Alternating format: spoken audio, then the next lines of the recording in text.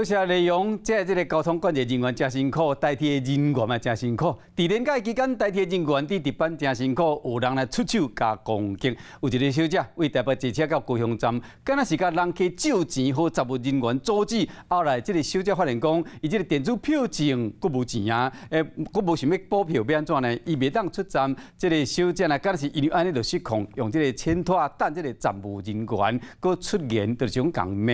这杂物人员决定要加告。故伤害公然侮辱，代替表示讲，年假期间呢，走票的人真正有较侪，呼吁有心的人士唔通安尼做。穿粉红色查某人摕铅拖当作武器，甲代替的杂物人员结，杂物人员无想要甲伊冤家，佮提醒小姐有监视器咧翕。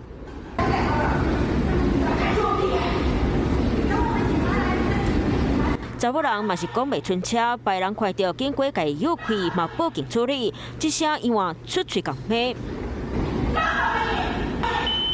卡片里面余额不足哈，然后我们同仁就依我们铁路规定就是要补票，但是那旅客就不知什么原因，然后就开始发飙。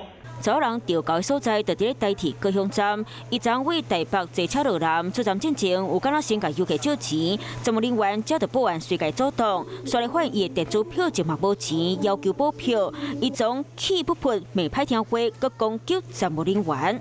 造成混乱的话，其实也给很多人带来了麻烦。对，就是没买票的话，错是错在他，并不是人家的问题啊。求你在现场大声喧哗，站务人员要提出伤害公然侮辱告诉。杂物人员决定改革，按代替高雄站讲，前面年假走票情形较是有影变济，前3天到424个人补票，拢总坐要27002，呼吁民众千万唔通上空上芳，无照规矩行。有事没事赶紧转开华视，还没有订阅华视的 YouTube 频道吗？